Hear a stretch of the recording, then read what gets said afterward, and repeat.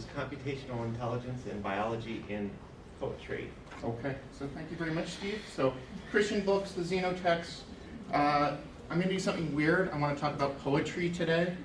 And this is something that I always, if I go to a poetry conference, they always go, why are you talking to me about science? And if I go to a science conference, they always go, why are you talking about poetry? I see a lot of you do have your smartphones with you.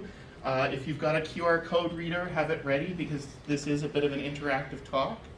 And I'll pass around the book that I'm going to be speaking about. And start with this. This is a poem that I created. And it is based off of some of the poems that are inside of this book. Can anybody give a guess as to what these things are? I mean, other than QR codes? Other than QR codes? So QR codes, what else? What else is here? I mean, that kind of looks like a setup for a finite state automata. That kind of looks like a setup for a finite state automata. Well, it looks like the result of running the life automata. It looks like the Yes. result of running life automata, yes. So in other words, in about, what, less than 30 seconds, we were able to figure out this poem from the standpoint of mathematics, science, computers, biology, etc. And this is the point. Poets don't understand this. They look at this and they see something that is hard to reach into, something that's hard to grab. Something that you're going to find on the floor of the bathroom. Yes. So what I cannot create, I do not understand. And what I'm trying to show with this sort of construction is that I understand this poetry to poets. So the Xenotext presents an attempt to understand via creation. So it required the work of a skilled poet, teams of biology, to create a synthetic organism to carry a genetic code via inside of a poem, inside of this, into DNA.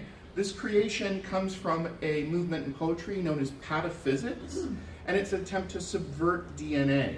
Pataphysics is a poetry movement that uses the tools of mathematics, science, etc. in order to mock us. It is in order to make jokes about us. And you can see this typified by the works of the Jerryites, Alfred Jerry, Oda Poe, B.P. Nicol, and Christian Book himself. So to understand this work, today I'm presenting this creation showing an actual understanding of the poems that Christian Book is making. So again, we have basically what amounts to a QR code run through the game of life and the number of generations until it goes to a stable state. So the game of life. Does it have to go to a stable state? This is part of the interesting thing with this, but I will get Okay. into that. So the game of life, created in the 1970s, cellular automata, few rules to show a very powerful computing method. In fact, the game was shown to be Turing complete. This was highlighted inside of the book Hackers that looked at MIT, and there was an assertion that this game of life could never grow, could never have an infinite amount of creation out of it, so that life would always somehow degenerate rather than to grow. This was proved wrong by the hackers at MIT when they created a structure that could grow without end, known as a glider gun.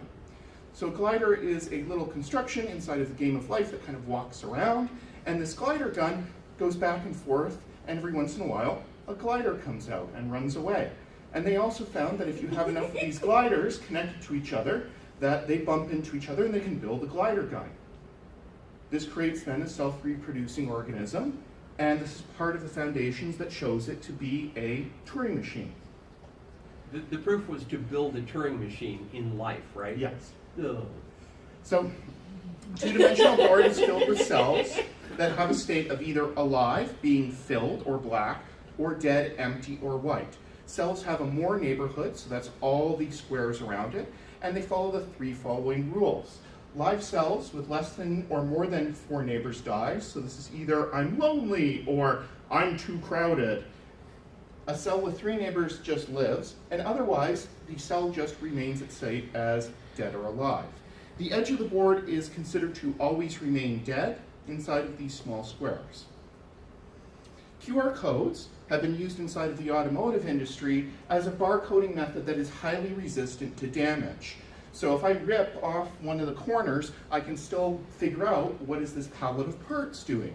The type 2 encoding is a 25 by 25 pixel code with 3 blocks to determine the orientation on the corners. It uses a Reed-Solomon error correction code, 8 code word blocks. Christian Book has taken the titles of all of his sectors and has turned this into QR codes, then run the game of life against them. This gets into what is the meaning behind the poem. The chapter headings are input and made into QR codes on the title page, beside of which is a second box of cells, with much fewer filled in. Under it is a number and the word generations. By putting the QR code into Conway's Game of Life for a specified number of generations, the outcome is the second image. And the second image is always a stable state inside of the Game of Life. The only thing that it will have is sometimes a blinker, which is it just rotates, but the number of cells always remains the same. What all of these file images show, after the set of generations, they move to that stable state. There's no new growth beyond the currently existing cells at the beginning of the QR. The area of this is also insufficient to build such a glider gun, which is known to be able to create an infinite number of new cells. So this gets back to Dan's question earlier, that there is no way that we could actually create a QR code inside of the space of a QR code using the Game of Life. Further, the QR code corners are not stable in the Game of Life. Basically, these ones here are not easily constructible. They just fly apart. And so because of this, the number of generations of which it's specified will probably not survive then more than 1 or 2. It's left right now to future work as to whether we could construct via the Game of Life the initial QR codes that are inside of these systems. This is the work of a student who is graduating. So hopefully we will grab him back. We might also need to look into alternative rules, such as using life that we don't, not quite as we know it. Mandy, yes? Could you also theoretically be just default, because the outside of the QR has a stable, this is what it is structure, could you just be putting the results of the middle part back into a QR code wrapper? So are you talking about if I put it on a tutorial plane, would that change the system? I'm sorry. I'm saying okay, so the QR code, what makes it a QR code is mostly those identifiable structures on the outside. You freeze those pieces and then let the rest of it actually Yes, live. but that wouldn't be the Game of Life. So Yes, this gets back into, this is not life as we know it. But yes, thank you. I'm just saying that would be interesting to see. It's like just follow the rules of the game of life, but only for the parts that you care about.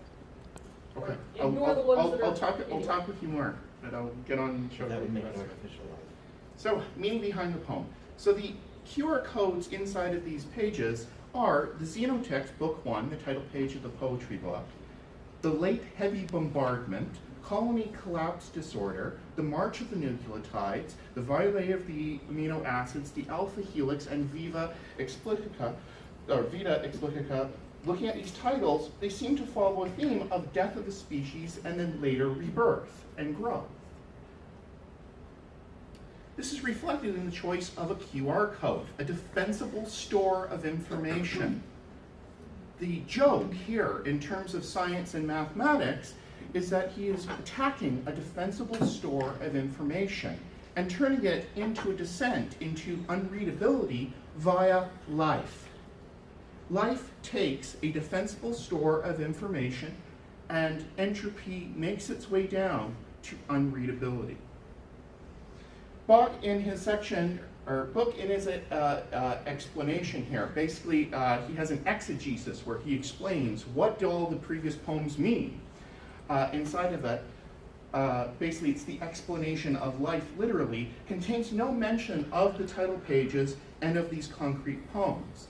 Examining the rest of the exegesis, however, we find an interesting quote coming from William S. Burroughs, that the world is now a virus. He likens the experiment of creating these messages with DNA, and it's presented as basically poems of one of a coming disaster. And so this is what I will leave you with, is we've been able to kind of figure out what is going on inside of this. This is the story, that it moves from a defensible state of interesting information and moves into unreadability. And I think that in order for us to grow, we need a larger system. So- QR codes. Yeah. So thank you very much.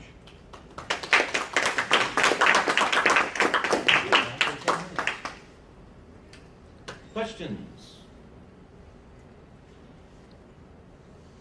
What do we get if we snap the QR code on the left? On the left, that's my Twitter. Ah, Well, what about the one on the right then? That's my contact information. Right. Yeah. have you run that through a game of life? No, not yet. Are copies of that book easily acquired? It is on Kindle. It is on Amazon. Yes, they Yeah. should be easily acquirable. And I can give you the ISBN information and all of that if you wish later. That would be fantastic. This No kind of problem. weirdness is right up my alley. If I put one more person onto interesting, strange, pataphysical poetry, I've done my job today.